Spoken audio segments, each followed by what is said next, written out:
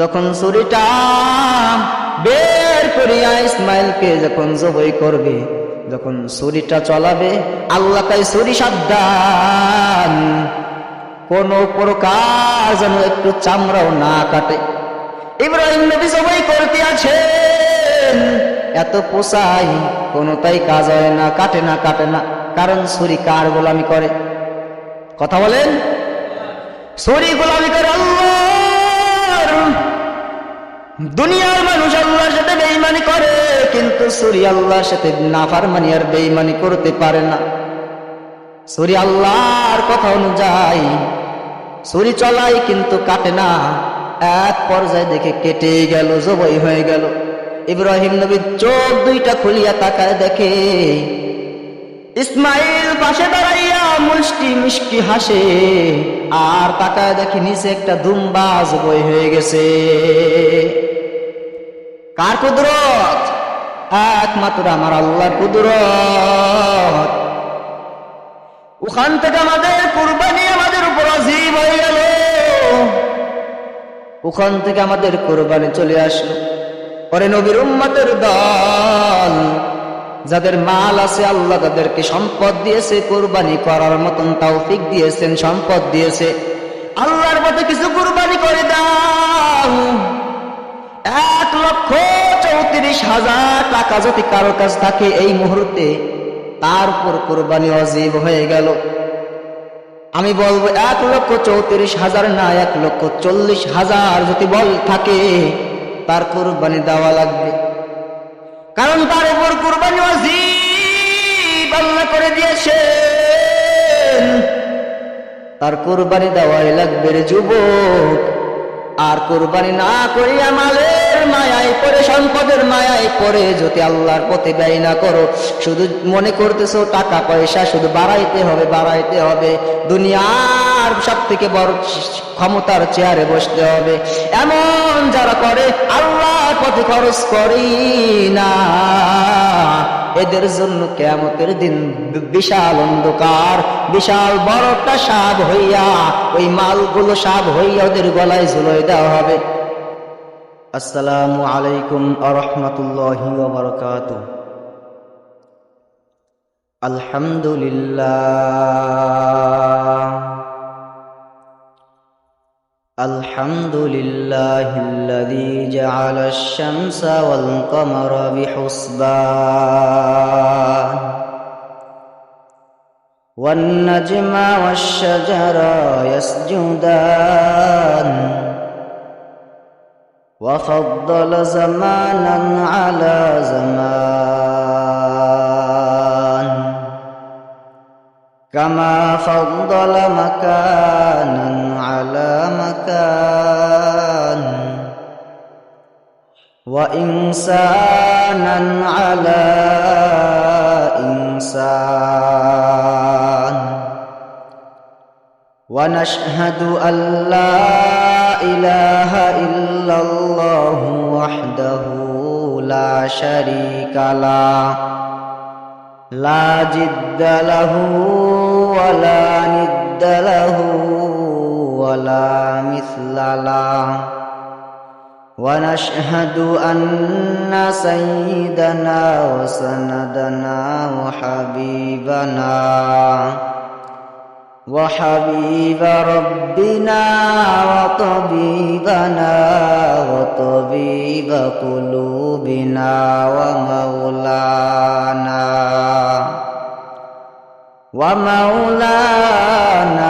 মুহাম্মাদান আবদুহু ওয়া রাসূলুহু আল্লাযী আরসালাহু বিল হাক্কি বাশীরাও ওয়া নাযীরা ওয়া দাঈয়ান ইলাল্লাহি বিইذনিহি ওয়া সিরাজাও ওয়া কামারাম মুনীরা। ফাকাদ ক্বালা আল্লাহু তাআলা ফি কালামিহিল মাজিদ ওয়া ফুরকানিহিল হামিদ। আউযু বিল্লাহি মিনাশ শাইতানির বিসমিল্লাহির রহমানির রহিম। قال يا أبت افعل ما تؤمر ستجدني إن شاء الله من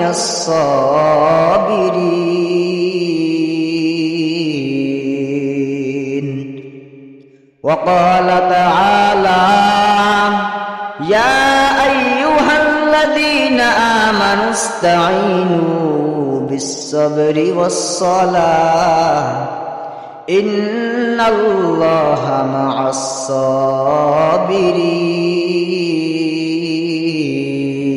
الصابرين. صدق الله المولانا العظيم وصدق رسوله النبي الأمي الكريم ونحن على ذلك من الشاهدين والشاكرين والذاكرين والحمد لله رب العالمين.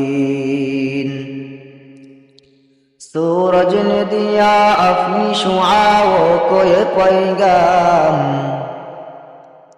सूरज ने दिया अपनी शुआओं को ये पैगाम, दुनिया है अजब चीज को भी सुबह को भी शान, दुनिया है अजब चीज को भी सुबह को भी शान. दुनिया में हो दुनिया का तलबगार नहीं हो, दुनिया में हो दुनिया का तलबगार नहीं हो, बाजार से गुजर हो खरीदार नहीं हो, बाजार से गुजर हो खरीदार नहीं हो. मकबूल तो है शाज है काबिल तो बहुत है, मकबूल तो है शाज है काबिल तो बहुत है, आईना के मानिंदे तू नहीं दिल तो बहुत है, आईना के मानिंदे तू नहीं दिल तो बहुत है. अल्लाह बोलतेছেন या अय्युहल्लज़ीना आमानु इस्ताईनु बिस्सब्रि वस्सलाह इन्नल्लाहा मा'अस-साबिरीन. আমি আল্লাহ তোমাদেরকে ধৈর্যের পরীক্ষা আমি আল্লাহ করব, ধৈর্য কার কত আছে. আমরা এখানে বইছি, আল্লাহ বসাইছেন, ধৈর্য না থাকলে শেষ পর্যন্ত যাওয়া সম্ভব না. আল্লাহ তাআলা আমাদেরকে আনছেন, ভালোবেসেছেন, ভালোবেসে কবুল করেছেন. আল্লাহ তাআলা আমাদেরকে পছন্দ করেছেন, আসতে পারছি. আল্লাহ তাআলা আমাদের কবুল করেছেন, ধৈর্য দিয়েছেন. আল্লাহ তো জানায় দিয়েছেন ধৈর্য কার ধারণকারীদেরকে আমি আল্লাহ তাআলা বড় বড় দুইটা পুরস্কার দিয়ে দেব, একটা দুনিয়ায় আর একটা আখিরাতের ময়দানে আল্লাহ দিবেন. আল্লাহ বলেন দুনিয়ায় আমি আল্লাহ তাআলা পুরস্কার দিব, এক নাম্বার পুরস্কার আমি আল্লাহ তোমার হয়ে যাব. আর আল্লাহ যাতে আমার হয়ে যায়, আমার কোনো কিছুর অভাব নাই. দুনিয়াতে টাকা পয়সা বাড়ি গাড়ি ধন সম্পদ সবকিছু পাইলাম, কিন্তু আল্লাহকে চিনি নাই, আল্লাহকে পাই নাই, হিদায়াত পাই নাই, আমি মনে করব আমি কিছুই পাই নাই. আর দুনিয়ার টাকা পয়সা বাড়ি গাড়ি ধন সম্পদ আমি কিছুই পাই নাই, কিন্তু আমার রব্বে কারিমকে আমি পেয়ে গিয়েছি, আমি হিদায়াত পাইছি, আমি মনে করব আমি সব কিছুই পেয়ে গেছি. আল্লাহ তাআলা সবাই তো জানেন সামনে আমাদের কুরবানি আসতেছে, কুরবানি। আল্লাহ তাআলা ইব্রাহিম নবীকে পরীক্ষা করার জন্য স্বপ্নে যোগে দেখাইতেছেন, ও ইব্রাহিম, তোমার আদরের আদরের বস্তুটাকে আমার আল্লাহর পথে, আমি আল্লাহর পথে কুরবানি করে দাও।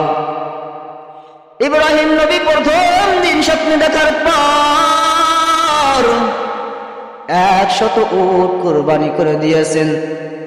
দ্বিতীয় দিন আবার স্বপ্নে দেখা, ইব্রাহিম তোমার আরো আদরের বস্তুটাকে আমার পথে কুরবানি করে দাও। ইব্রাহিম নবী দ্বিতীয়বার আবার 100 উট কুরবানি করে দিলেন আল্লাহর রাস্তায়। তৃতীয় দিন আল্লাহ তাআলা আবার স্বপ্নে দেখা, ইব্রাহিম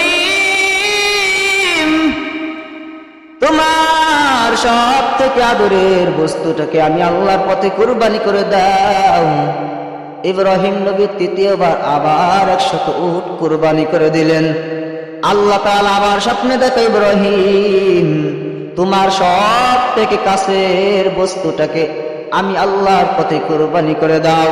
সব থেকে আদরের জিনিসটাকে আমি আল্লাহর পথে কুরবানি করে দাও। ইব্রাহিম নবী বুঝতে বাকি নাই, আমার সব থেকে কলিজার টুকরা, আমার আদরের সন্তান ছাড়া তো কেউ নাই। 92 বছর কান্না করে করে করে করে একটা সন্তান পাইছে ইসমাইল। সন্তান হয় না, কান্না করে করে করে করে 92 বছর পর আল্লাহ একটা সন্তান দিয়েছে। কেমন পরীক্ষা! ইব্রাহিম নবী বুঝতে পারছেন আল্লাহ তাআলা ইসমাইলকে জবাই করার কথা বলেছে। ইব্রাহিম নবী আম্মাজান হাজরাকে ডাক দিয়ে কয়, ও হাজরা, ইসমাইলকে ভালো করে সুন্দর করে সাজায় দাও, অনুষ্ঠানে নিয়ে যাব। কোথায় নেবেন? অনুষ্ঠানে নিয়ে যাবেন, জবাই করবে এটা বলে না, কারণ মায়ের মনে বড় কষ্ট, বড় দুঃখ।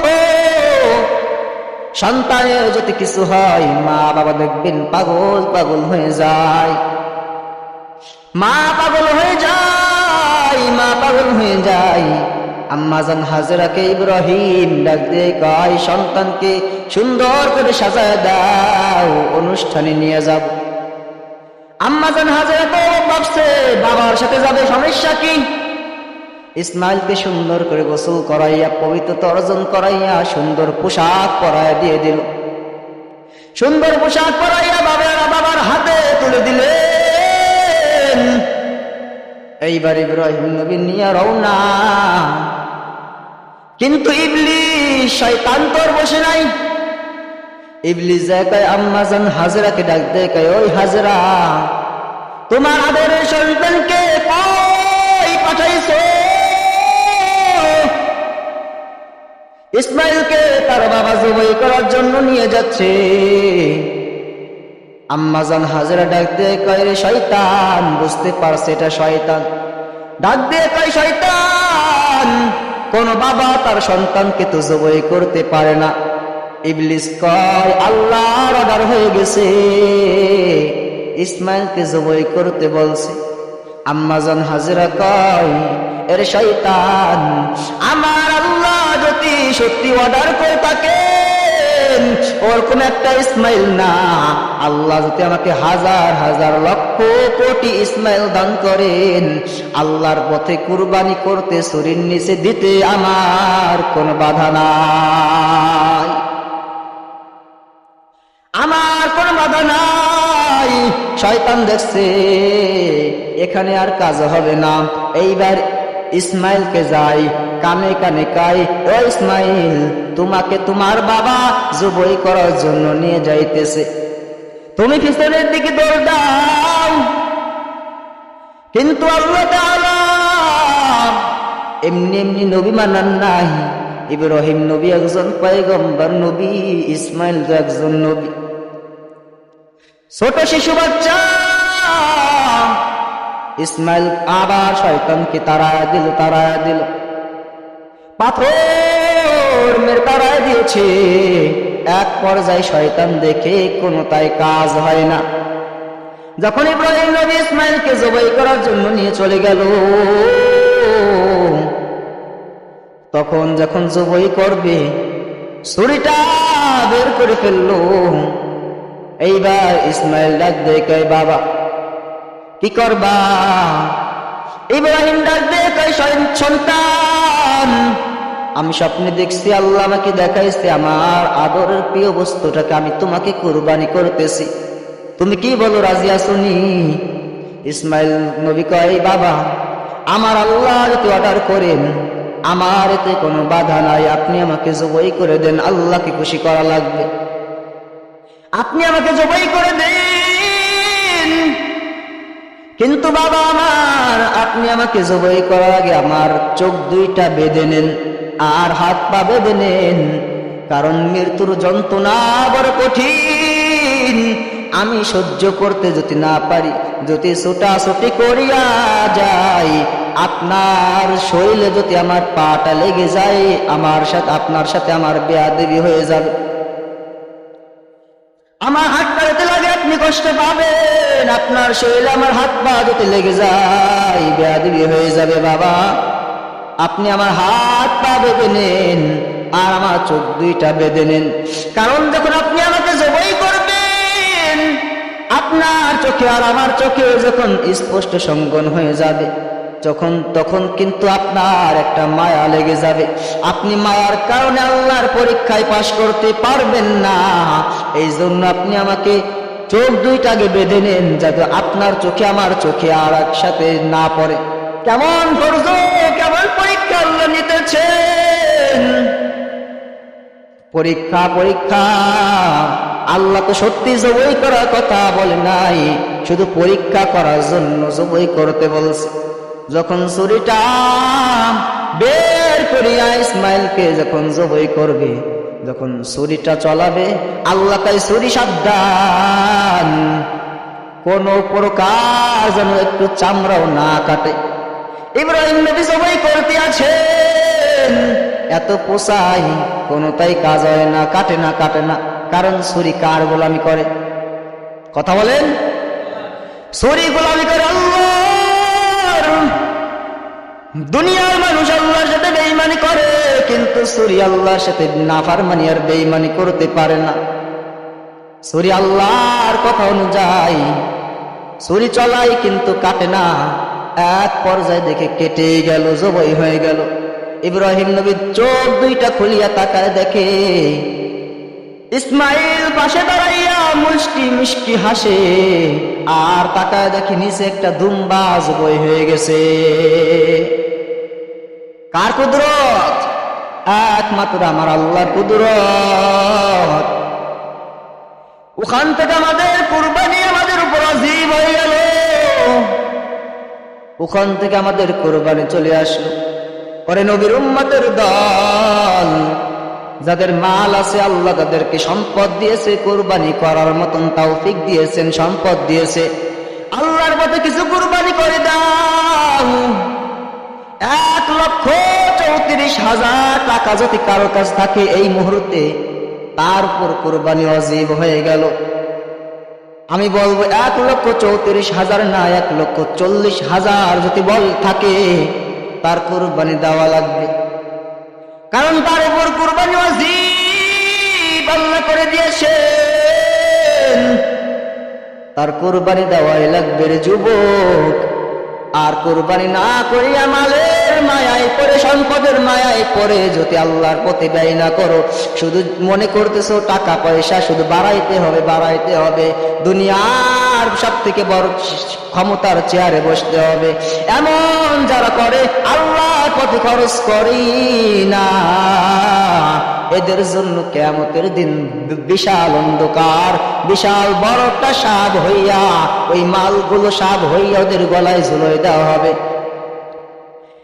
আর কুরবানি দেওয়ার সময় একটা গরুর সামনে কখনো ছুরি বের করা যাবে না, নিষেধ করছেন। একটা গরুর সামনে আরেকটা গরুকে জবাই করা যাবে না, নিষেধ, গরু কষ্ট পাবে। কারণ একটা গরুর সামনে একটা গরুকে জবাই করলে ওই গরুটা বড় কষ্ট পায়, চোখের সামনে জবাই করে দিতেছে। পরে নবীর উম্মতের দল, ভালো করে শুনে নাও, আল্লাহর পথে তোমরা কুরবানি করে দাও, আল্লাহ যাদেরকে কুরবানি দেওয়ার মতন সমর্থ দিয়েছেন, আর কুরবানি দেওয়ার পর 3 ভাগে ভাগ করিয়া 1 ভাগ এতিম মিসকিনদের গরিবদের তুমি বিলীন করে দাও, বারান সবাই মাঝে ভাগ করে দাও, আরেক ভাগ নিজের ভিতরে রেখে দাও, 3 ভাগে ভাগ করিয়া দাও। এর যুবক আল্লাহর গোলাম, দেখবেন কুরবানির গরু যখন বিক্রি করার জন্য মাঠে নিয়ে যায়, ময়দানে নিয়ে যায়, যদি গরুটা বিক্রি না হয়, গরুটার রশিটা গলায় ঝুলায় দেওয়ার সাথে সাথে দেখবেন মালিকের আগে গরুটা তার মালিকের বাড়ি হাজির। মালিকের জন্য বড় পাগল, অথচ মালিক থাকতে দেয় একটা গোয়াল ঘরে, যেখানে মশাই কামড়ায়, ঠিক মতো খাইতেও দেয় না। ওরে যুবক আল্লাহর গোলাম, ওই গরুটা মালিকরে কতদিন পর্যন্ত দুধ দেয়? ওই গরুটা বাচ্চাকে দুধ না দিয়া মালিকের সব দুধগুলো দিয়া দেয়। গরুটা রাগ করিয়া মালিকের একদিন বলে নাই, আই মালিক, আমার বাচ্চাকে দুধ না দিয়া তোমাকে আমি দুধ দিই, তুমি আমাকে কি দাও? তুমি আমাকে বেতনও দাও না, কিছুই তো দাও না, শুধু আমাকে গোয়াল ঘরে বেঁধে রাখছো। আমার দ্বারা কত তোমার উপকার হয়, আমাকে বিক্রিতা করিয়া তুমি টাকা উপার্জন করো, আবার আমার দুধ দহন করে তুমি নিয়ে যাও, তুমি আমার কাছ থেকে আমাকে তুমি কি দাও? একটা গরু মালিকের গোলামি করে, একটা কুকুর মালিকের গোলামি করে। কেমন গোলামি জানেন? দেখবেন একটা কুকুর একটা মালিকের বাড়ি যখন পাহারা দেয়, ওই মালিক কুকুরের বেতন দেয় না, খানা দেয় না, কিছুই দেয় না, ঘুমানোর টাইমও দেয় না।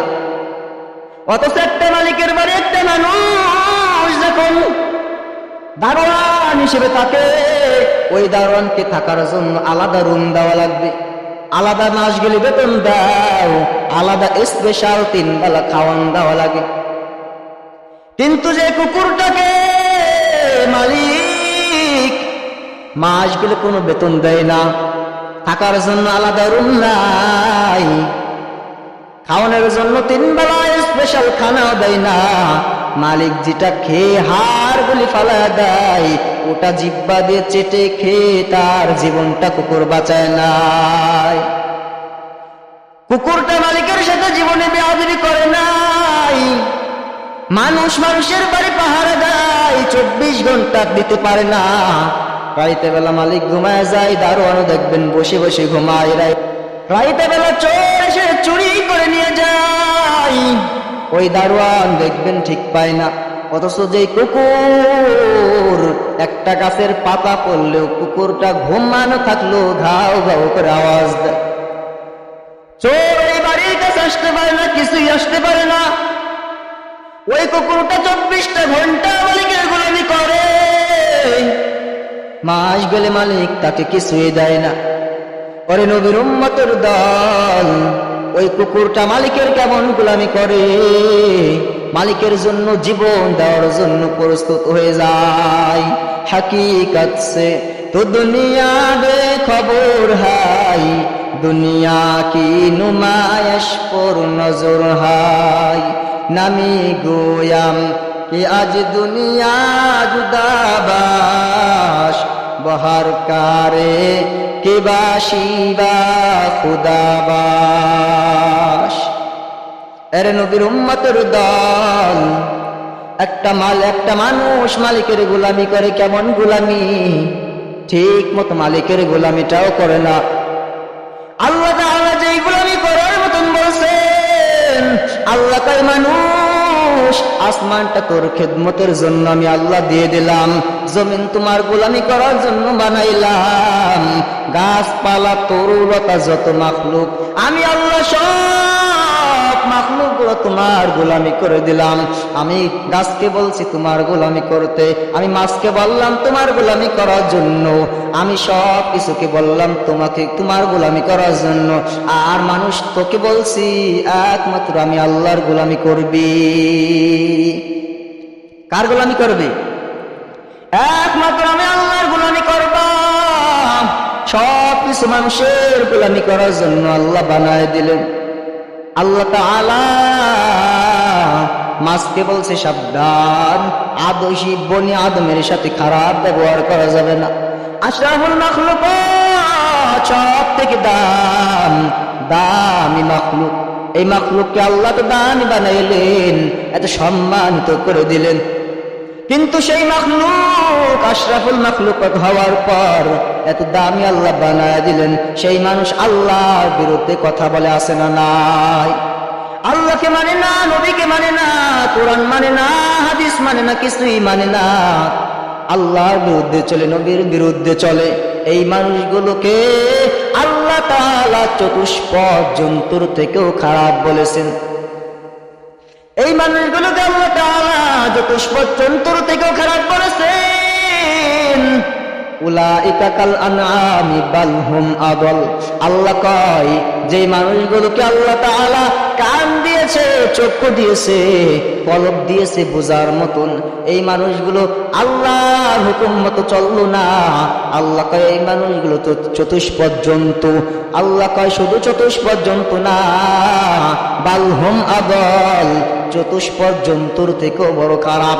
এদের ঠিকানা কোথায়? আল্লাহ তারপর বলেন উলাইকা হুমুল গাফিলুন।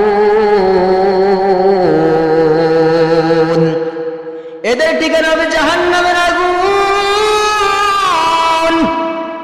এদের ঠিকানা শুধু জাহান্নাম। সূরা আরাফ 9 নম্বর পারা 13 নম্বর পৃষ্ঠা আল্লাহ তাআলা জানায় দেয়। আল্লাহ তাআলা বলেন এই মানুষগুলো খারাপ, আমি আল্লাহ যা বলছি তাই এই মানুষগুলো করে না। আবার ভিন্ন আয়াতে আল্লাহ কয় মানুষের মতন দামি কেউ নাই। ওয়ালাকাদ কাররামনা বানি আদম, 15 নম্বর পারার 8 নম্বর পৃষ্ঠা সূরা বানী ইসরাঈল আল্লাহ বলেন আদম জাতি আল্লাহ তাআলা তো দামি বানায় দিলেন। আল্লাহ কয় মানুষের মতন এমন সম্মানিত কেউ নাই। আল্লাহ তাআলা সব মাখলুককে আমাদের গোলাম বানায় দিলেন। আল্লাহ কয় মাঝখানে তোরা করবি, আমি আল্লাহর গোলামি। আল্লাহ যা বলছে সেটা আমাদের মানা লাগবে কি লাগবে না? অবশ্যই আমাদের মানা লাগবে, কারণ দুনিয়া কয়দিন, বেশি দিন দুনিয়ায় থাকা যাবে না। চোখ দুইটা বন্ধ হলে দেখা যায় তার দুনিয়া থাকতে কত পাওয়ার থাকে, কত ক্ষমতা। একবার ইশারা করলে পৃথিবী উল্টায় ফেলাইতে পারে এমন লোক আছে না নাই? অথচ মৃত্যুর পর চোখ দুইটা বন্ধ হয়ে যায়, সে নিজে একটু হেঁটে হেঁটে কোথাও যাবে সেই শক্তিও তার শরীরে নাই। কাউকে একটা ডাক দিবে সেই কথা বলার সেই শক্তি তার ভিতর নাই। আল্লাহ কি না পারেন? আল্লাহ সব কিছুই পারেন। আল্লাহ কয় আমার পথে তোমরা, আমার পথে তোমাদের মালগুলো কুরবানি করে দাও, কারণ বান্দা সম্পদ আমি আল্লাহ তোমাদেরকে দিয়েছি শুধু পরীক্ষা করার জন্য। আমি আল্লাহ তোমাদের পরীক্ষা করার জন্য আমি আল্লাহ সম্পদ দিলাম, আমি আল্লাহর পথে আবার ব্যয় করে দাও। আর পরীক্ষায় যারা পাশ করবা, ধৈর্যের পরীক্ষা যারা পাশ করতে পারবা, আল্লাহ কয় আমি আল্লাহ তোমাদেরকে বড় বড় 2টা পুরস্কার দেব, একটা দুনিয়ায় একটা আখিরাতে। দুনিয়ার পুরস্কার শুনি নাও, আমি আল্লাহ তোমার হয়ে গেলাম। এইবার আখিরাতের পুরস্কার কি? এই আখিরাতের মানুষ, আখিরাতের পুরস্কার হলো ইন্নামা ইউওয়াফাস সাবিরুনা আজরাহুম বিগাইরি হিসাব।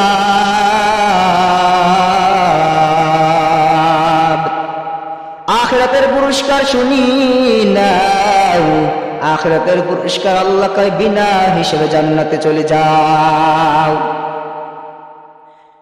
আল্লাহ তাআলা আখিরাতের পুরস্কার বিনা হিসেবে জান্নাত দিয়ে দিলেন। এই জন্য আল্লাহর পথে সবগুলো ধৈর্যের সহিত আল্লাহর পথে ব্যয় করে দিতে হবে। কারণ বান্দা ধৈর্য না থাকলে সম্ভব না। আপনি নামাজ পড়বেন, ধৈর্য না থাকলে পড়তে পারবেননি, জীবনও পারবেন না। ধৈর্য সব কিছুর কারণ। বান্দা আমি আল্লাহর কাছে কিছু চাইবা, সেখানেও ধৈর্য লাগবে। ওয়াইদা সাআলাকা ইবাদি আন্নী ফাইন্নী করিব। আমার নবী আমার কাছে সাহায্য প্রার্থনা করেছেন, আয় বান্দা তোরা আমার কাছে সাহায্য চাও, কি লাগবে বলো, আমি আল্লাহ তোমাদেরকে দেব। তবে এই সাহায্য চাওয়ার ভিতর দুইটা জিনিস লাগবে, বিশ্ববরী ও সালা, 1 নম্বরে ধৈর্য, 2 নম্বরে নামাজ। 1 নম্বর কি? 1 নম্বর ধৈর্য, 2 নম্বরে নামাজ। বান্দা ধৈর্য নামাজ দুটোই লাগবে। দুটোটার সমন্বয় যখন এক হবে তখন বান্দা আল্লাহর কাছে কবুল হয়ে যাবে। নবী আমার একদিন সাহাবায়ে কিরামদের ডেকে বলতেছেন, ও সাহাবীরা শুনে নাও, যুদ্ধের ময়দানে যাব, এইবার আমাদের মালের দরকার, আমাদের মাল কার কার কাছে কি আছে সব জমা করে দাও, এই মালগুলো নিয়ে আমাদের এখন ওই যুদ্ধের ময়দানে যাওয়া লাগবে। মাল নিয়ে নবীর সামনে হাজির, সব সাহাবায়ে কিরামরা মাল নিয়ে চলে আসতেছে। আল্লাহ আমার নবী জিজ্ঞাসা করে, ওমর কি পরিমাণ তুমি যুদ্ধের যাওয়ার জন্য আল্লাহর পথে দান করেছো? ওমর কয়, আমার সম্পদের অর্ধেক আমি দান করে দিলাম। উসমান, তুমি কি পরিমাণ দান করেছো? বলে উসমান কয়, আমি এই পরিমাণ দান করে দিলাম। হযরত আলীকে জিজ্ঞাসা করা হলো, আলী তুমি কি দান করেছো? আমার সম্পদের থেকে এটুকু আমি দান করে দিলাম। শেষবার আল্লাহ তাআলা হযরত আবু বকরকে জিজ্ঞাসা করে, বলে, ও আবু বকর তুমি কি দান করেছো? আবু বকর চোখের পানি ছেড়ে কয়, নবী আমার কোনো সম্পদ নাই, আমার কিছু নাই, আমি বড় গরীব, তবে আমার কাছে যা ছিল আমি আপনার সামনে হাজির হয়ে গেলাম। আমার ঘরে একটা থাল বাটি থালা বাসন কিছুই নাই, আমার ঘরে যা ছিল এমনকি আমার পোশাকটা যা পরিধান করা ছিলাম পোশাকটা খুলিয়া আপনার সামনে আমি হাজির করে দিলাম। আমার ঘরে আর দেওয়ার মতো আমার কিছুই নাই। নবী আমার তাকায় দেখতেছে, আবু বকর একটা সালার চট পরিধান করে নবীর সামনে হাজির হয়ে গেল। নবী আমার ডাক দিয়ে কয়, এর আবু বকর তোমার পোশাক কই? তুমি তো সালার চট পরিধান করেছো।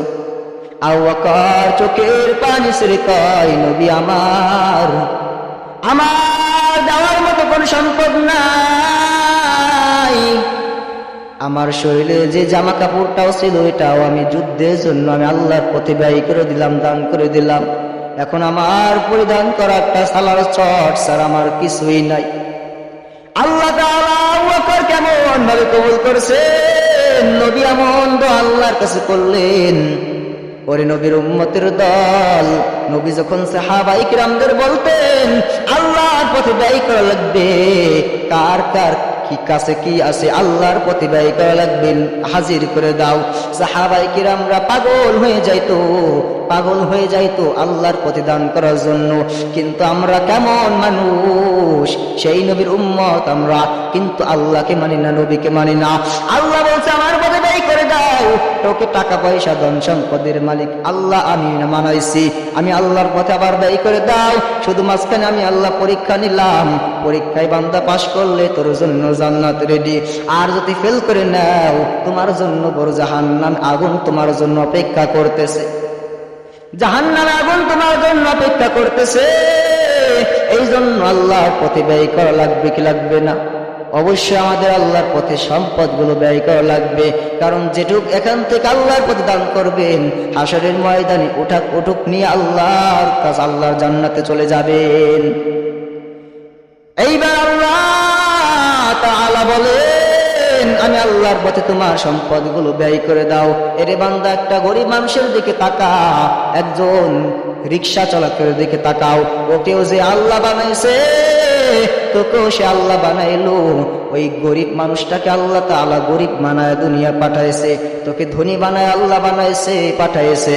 কিন্তু বান্দা অহংকার করিও না, হিংসাও করিও না। আল্লাহ তাআলা কি না পারেন, সকাল বেলার ধনীর অতি ফকির সন্ধ্যাবেলা। আল্লাহ এখন গরিব বানাইছে, ধনী বানানোর মালিক আল্লাহ। আল্লাহ চাইলে সব কিছুই পারেন, আল্লাহ চাইলে তোকে ধনীর থেকে আবার গরিব বানায় দিতে পারে। এরে যুবক আল্লাহর গোলাম, এই জন্য আল্লাহর পথে আসো, আল্লাহর পথে আসো, আল্লাহর পথে চলে আসো। আল্লাহ ছাড়া কোনো আল্লাহ নাই, আল্লাহ ছাড়া কোনো ইলাহ নাই। যা কিছু সম্পদ আছে আল্লাহর কাছে কিছু ব্যয় করে দাও, আল্লাহর পক্ষে কিছু ব্যয় করে দাও, কিছু কুরবানি করে দাও। দাও। আল্লাহকে বলো, আল্লাহ জীবনের সব ত্যাগ যেন তোমার জন্য হয়। আল্লাহ জীবনের যত সম্পদ আছে সব তোমার পথে ব্যয় করতে পারি তৌফিক দাও। জীবনের সবগুলো গুনাহগুলি ক্ষমা করে দাও। আল্লাহ খাঁটি তওবা করলাম, তওবাগুলো কবুল করে নাও, তওবাগুলো কবুল করে নাও। এখানে কত মানুষ আল্লাহর বান্দা বসে আছেন, একটা জবাব দিয়ে বলেন তো, কারো এখানে গুনাহ নাই এমন আছেননি? এমন আছেন যে একটা মানুষের গুনাহ নাই? দাঁড়ায় দেখেন তো, সবাই গুনাহগার, সবাই পাপী। এই জমিনে এমন কোন মানুষ নাই যার কোনো গুনাহ নাই। আর এক জাররা পরিমাণ গুনাহ নিয়ে গেলে কবরে উপায় নাই। দুই পাশের মাটির চাপ বড় কঠিন। এই জন্য আল্লাহর কাছে বলেন, আল্লাহ আল্লাহ খাঁটি তওবা করতেছি, আল্লাহ আর জীবনে অন্যায় করব না, আর নামাজ ছাড়বো না, আর বেপরদায় চলবো না, আর গুনাহের দিকে যাব না। আল্লাহ মেহেরবানি করে কবুল করে নাও।